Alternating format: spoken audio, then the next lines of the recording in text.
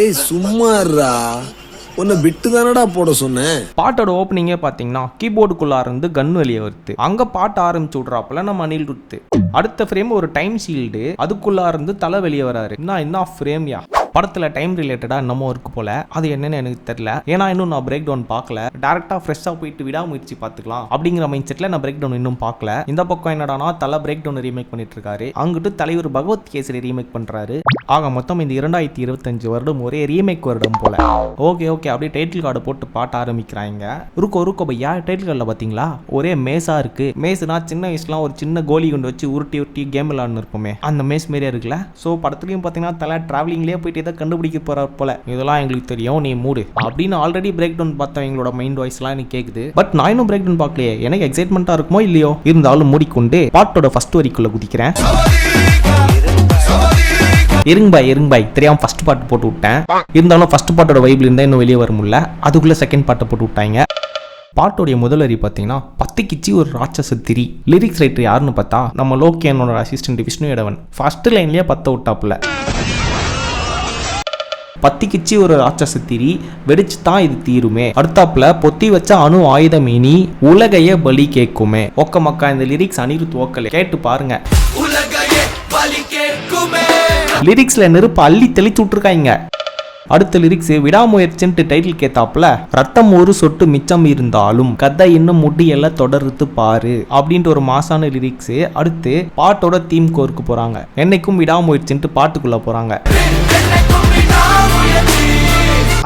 ஆனா இந்த லிரிக்ஸ் வரும்போது யாரு அந்த எடிட்டர்? வடக்கன்ஸ் எடிட் மாதிரி தலையை தூக்கி துப்பாக்கி மேல நிக்க வச்சிருக்கா. அப்படி எடிட்டர் யாரியா நீ? ஒருவேளை எடிட்டர் வடக்கு நண்பரா இருப்பாரோ?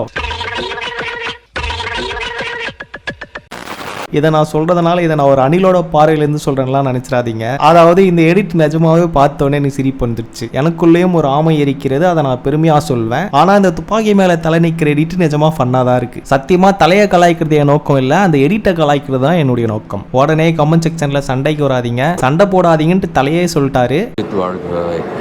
விஜய் வாழ்க, நீங்க எப்போ வாழ போறீங்க?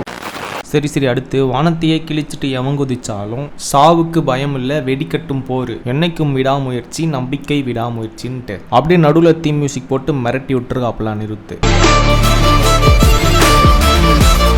இந்த தீமை ரிங்டோனா வைக்கலாம் போலயே. ஓகே வாங்க இப்போ நம்ம புது ரிங்டோனுக்கு வைப் பண்ணலாம். நெக்ஸ்ட் லிரிக்ஸ், உலகம் உன்னை எதிர்க்கும் பொழுது உன்னை நீயே நம்பு போதும். இல்ல இன்னும் பவர் பத்தலையா விஷ்ணு எடவா, உங்க லிரிக்ஸ் இன்னும் பவரா இருக்குமே அப்படின்னு யோசிச்சுன்னு இருக்கும்போது ஊடார பாத்தீங்கன்னா ஆங்கில வரிகள்ல லிரிக்ஸ் வருது.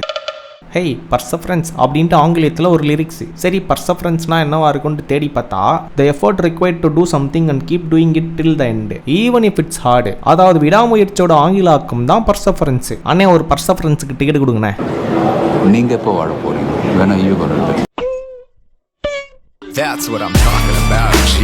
That's what I'm talking about, G. You feel me? அப்படின்ட்டு இப்போ ஃபயர்ஃபுல்லான லிரிக்ஸ்குள்ள போகிறா. அப்படி இருங்க பாய், கேட்டிங்களா அதை? ஜி தலை போட ரெஃபரன்ஸ். ஆனால் இந்த ரெஃபரன்ஸ் லிரிக்ஸ் ரைட்டர் விஷ்ணு எடவமோனுக்கே தெரியாது. விஷ்ணுயோடனுக்கே தெரியாம இந்த ரெஃபரன்ஸ் வச்சிருக்காருன்னா அவர் தெரிஞ்சு ஒரு ரெஃபரன்ஸ் வச்சிருக்கா. அப்படி அப்ப வத்திக்குச்சி பத்திக்காதரா, இப்ப பத்திக்கிச்சு சோதீனா பட ரெஃபரன்ஸ். அதே மாதிரி இந்த பாட்டுல ஒரு ஃப்ரேம்ல பாத்தீங்கன்னா தலையோட காரு தார் டெசர்ட் மாதிரி ஒரு இடத்துல இங்கிட்டும் அங்கிட்டும் போயிட்டு வந்துட்டு இருக்கும். அதை டாப் ஆங்கிள் இருந்து காட்டுவாங்க. எது இது காட்டுறாங்கன்னு பார்த்தா அங்க ஏகே ரெஃபரன்ஸ். அந்த ஃப்ரேமை உற்று நோக்கி பாருங்க, ஏகேன்னு இருக்கா.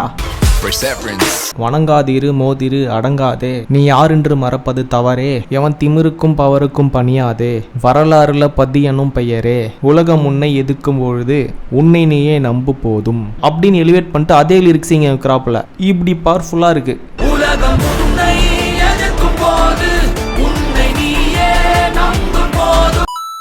விஷ்ணுவோட லிரிக்ஸை பென்ல எழுதல, நெருப்புல எழுதி விட்டுருக்காரு. தலைக்காகவே பார்த்து செதுக்கிருக்காரு. இல்ல கொளுத்திருக்காரு. ஆல்ரெடி ஃபயரா போயிட்டு இருக்க பாட்டுல இதுல ராப் வேற உள்ள போட்டு பவர் பேக் சாங் அனிருத் பத்த வச்சிருக்காரு.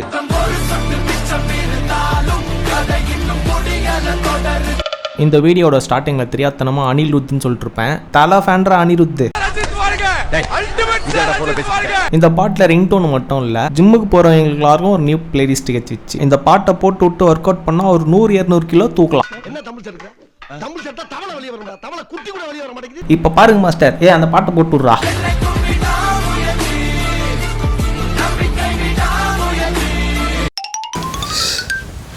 ஒர்க் அவுட் பண்ணிட்டு இடம் போச்சு. So until the next bye from the admin பிராட் டப்பு.